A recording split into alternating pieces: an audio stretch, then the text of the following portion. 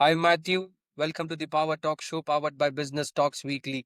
Thank you so much for accepting our invitation and joining our channel today. Before we dive into a conversation, can you tell us a bit about your professional background and what led you to come under business of law?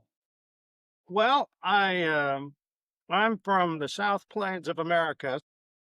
There's Texas, and right on top of it is Oklahoma, and that's my home country, and has been my family's home country, so to speak, for 160 years.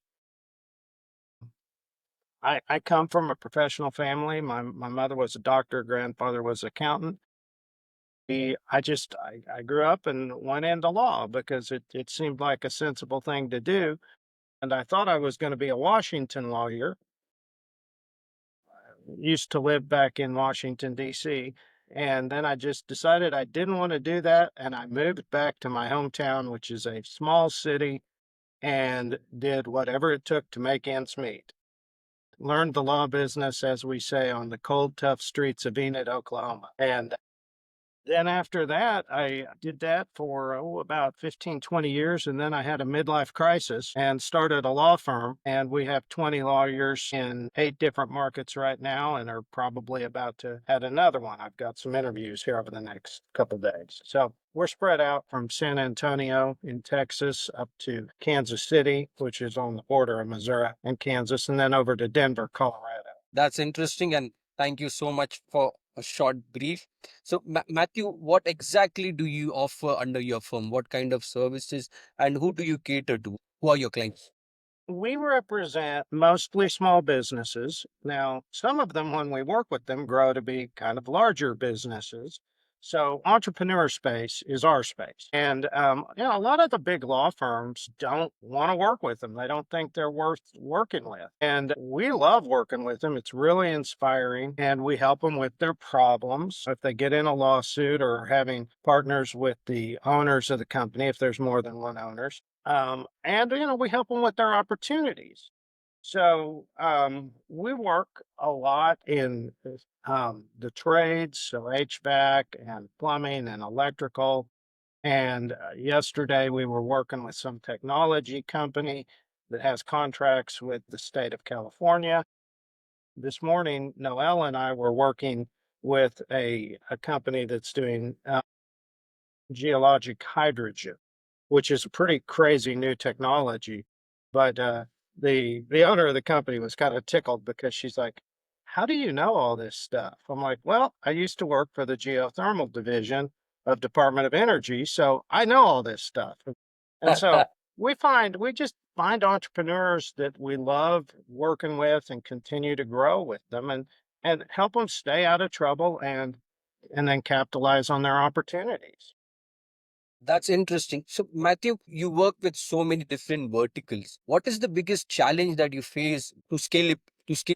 The biggest problem for us to scale, and this should come as no surprise, is personnel issues. It's recruiting, it's retention, but we've spent a lot of time building our recruiting muscle as far as our ability to recruit attorneys. And we've built a really good product in the sense of our job. So most law firms, they have really high, what I think are really high billing requirements. For instance, Dixie, who works with us, has been with us almost 10 years, came out of an insurance defense firm, and she used to have to bill 10 hours a day, 9.75 hours a day. And I tell everybody, look, I'm in the attorney lifestyle business, bill 6 hours a day and go home.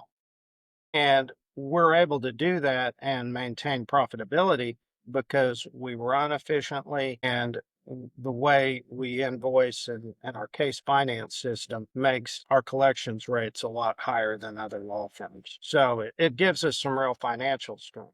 But so maybe that's twofold. Personnel, always difficult, always the hardest thing particularly about professional service businesses or the trades or even a lot of technology companies.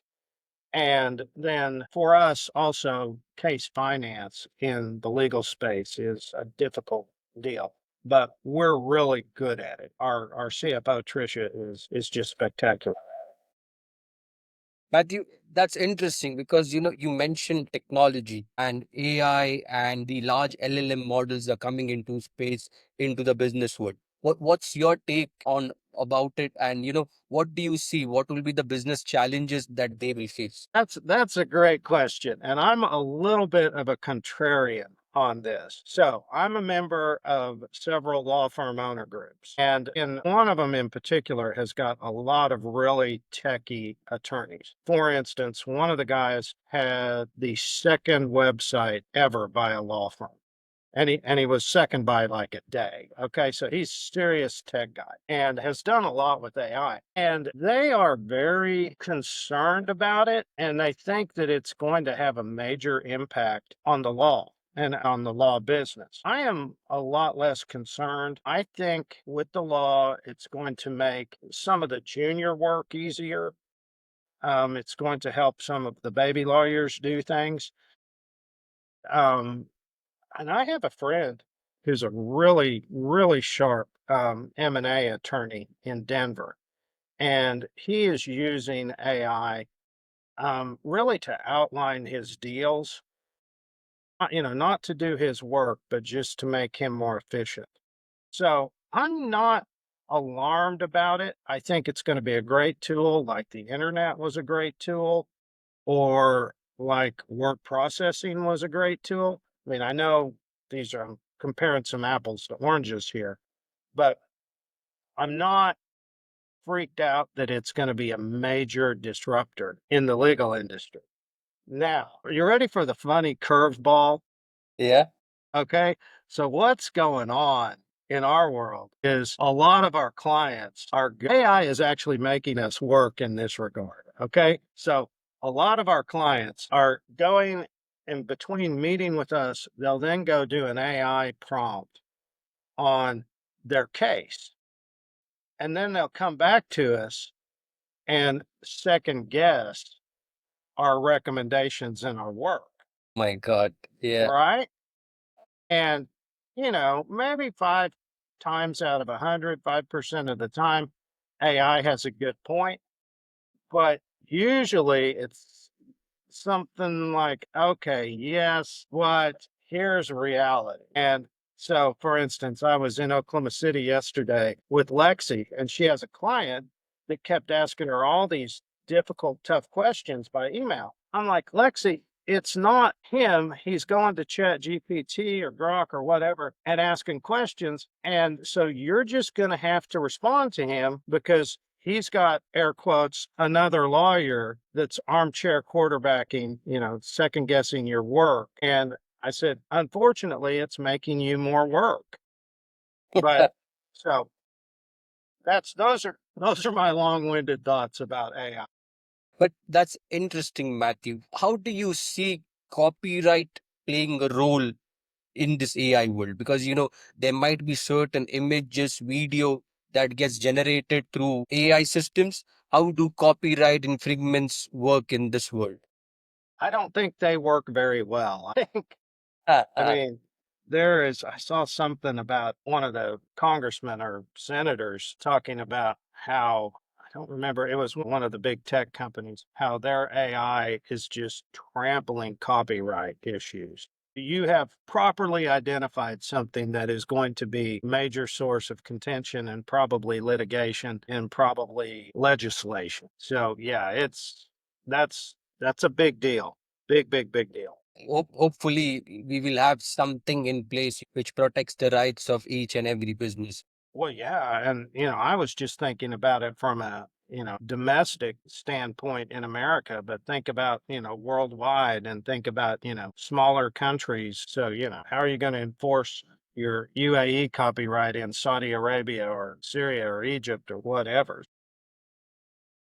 Absolutely. Moving away from tech and AI, Matthew, what changes are you seeing in business law and adaptability post-COVID era? What significant changes have you seen? With the law, we have seen a lot more remote work, and a lot of firms have got comfortable with that. So, a couple years ago, I was down at Norton Rose, which is the old Fulbright Jaworski, which is one of the biggest firms in America. and I was at their headquarters in Houston, or what used to be Fulbright's headquarters. There was nobody there. I thought the apocalypse had happened. I thought, I was like, where is everybody? And so we're seeing a lot of that. Another thing is, and this was already going on, but the court systems, particularly the state court systems, I think moved faster to online filing. The federal court system has been online filing for quite a while in America, but a lot of the states are moving quicker to that. So it moved Texas, it moved Kansas, and so on. Absolutely. What's next for you, Matthew? What is your vision? What are you looking at in the next 3, 5 years? Well, we are continuing to grow. Our office model is to have 4 attorneys in each office and a paralegal or legal assistant. And so right now, I think I mentioned I'm in a brand new office in Plano, Texas, which is North Dallas. Although the people in Dallas say that's like being in Oklahoma, but it's only 10 miles down to Dallas, if that. And so we will add more branches and now, our sort of core market areas, what you might call the South Plains, and we'll spread out into the Midwest and maybe the South. So we've built a model that works really well, that allows us to recruit well, retain well, and have happy people working for the team.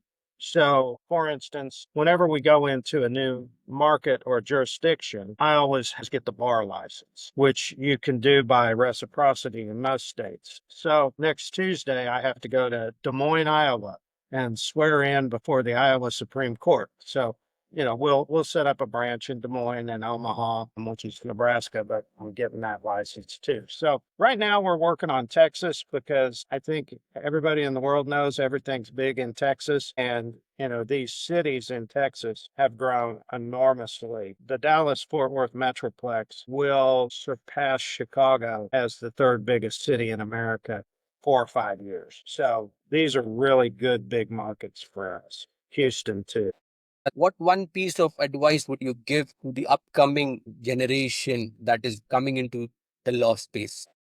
In the law space, the law, I've taught a lot of young lawyers how to be successful. And um, the problem with most of them is they can't do simple math. And I have a friend in particular who tells lots of other people that Davis taught me how to practice law because you have to figure out how to bill. Now we're an hourly bill firm. There's contingent fee firms, but you have to figure out the discipline to bill, and you just have to do it time after time. And you have to have the discipline and you have to have the self-discipline or your life is going to be a mess and your practice is going to be a mess. And a lot of professionals don't get that they are in business, and it's a really stupid mistake to make.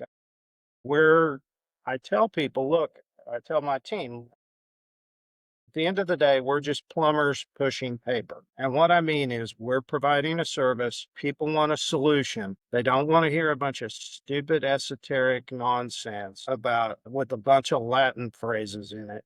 They want to know how they get their problem fixed so they can get back on offense and get back to making money. Thank you so much. Thank you. I appreciate the opportunity, and you take care.